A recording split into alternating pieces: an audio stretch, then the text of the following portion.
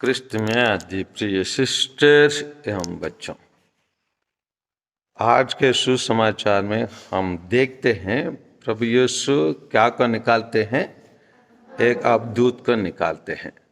अवधूत को निकालने के बाद लोग उसी महान कार्य को देखकर क्या करना चाहिए था? प्रसन्न करना चाहिए था, प्रसन्न होना चाहिए था और तारीफ करना चाहिए था।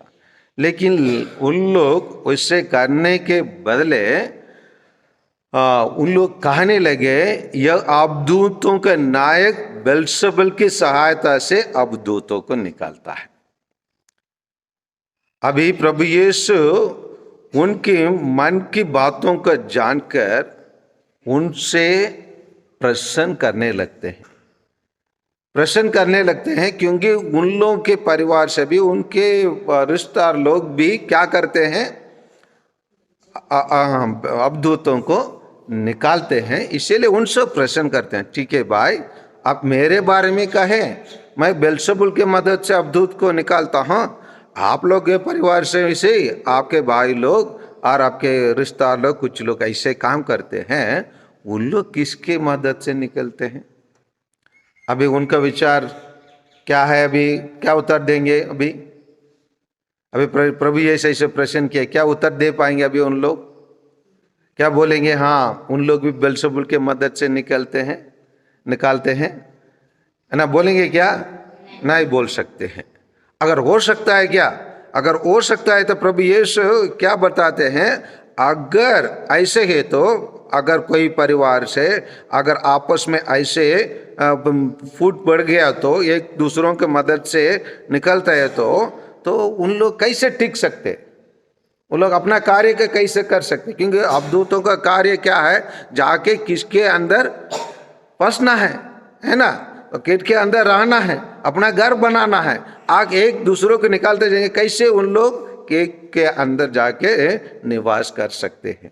आपस में उन लोग का बीच में फूट हो गया तो क्या उन लोगों का समूह बच सकता है? नहीं बच सकता है। इसलिए प्रभु यीशु उनको ऐसे प्रश्न कर उनको समझाने के लिए कोशिश करते हैं और भी बताते हैं।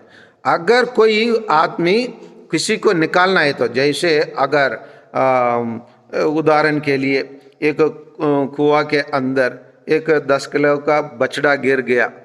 अगर वो 10 किलो का बछड़ा को उठाने के लिए कोई आदमी उतर रहा है, उसको बछड़ा को ऊपर उठाने के लिए, क्या 7 किलो का आदमी उसको उठा के लेके आ सकता है? नहीं। कम से कम वो उससे ज्यादा वजन होने वाला व्यक्ति तो उसको उठाकर लेके आ सकता है। उसी प्रकार कोई दूत अवधूत है तो अवधूत क्या है? एक मतलब एक प्रकार के नुकसान पहुंचाने वाला एक शैतान है। वो अवधूत का बेल्जेबुल मैंने कहा जाता है इंग्लिश में लॉर्ड ऑफ द फ्लाइज, मच्छरों का प्रभु कहा जाता है। ये बाल ईश्वर से संबंधित डीमन है, उसको बेल्जेबुल कहा जाता है। तो उसी को यहाँ बताकर प्रभु यीशु बताता है, अगर उसी के निकाले, उससे शक्तिशाली ही है, उसको निकाल सकता है।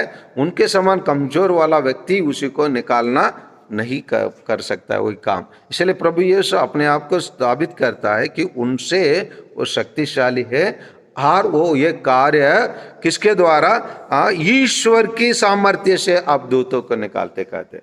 ईश्वर के सामर्थ्य मतलब पवित्र आत्मा की शक्ति से वो क्या करते हैं? अवधूतों को निकालते हैं। और इसीलिए प्रभु यीशु आगे भी एक वाक्य कहते हैं, जो मेरे साथ नहीं है वह मेरे विरोधी है, और जो मेरे साथ नहीं बटोरता वही बिगड़ता है।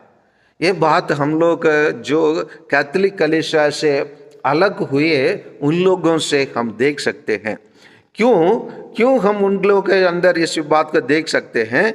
क्योंकि जैसे उन लोग 15वीं शताब्दी में से वो लोग कैथोलिक कलीसिया से अलग होना शुरू किए।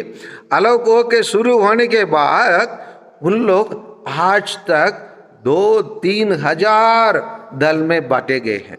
इसलिए प्रभु यीशु का जो मेरे साथ नहीं है, मेरे साथ नहीं है मतलब जो कैथोलिक कलीसिया साथ नहीं है वो मेरे विरोधी है और मेरे साथ नहीं बटोरता, वह बिगड़ता है। उन लोग इसीलिए बिगड़ के जाते हैं, इसीलिए उन लोग अपने अपने छोटा कलीसिया आप कुछ भी नया नाम देकर बनाकर चले जाते हैं।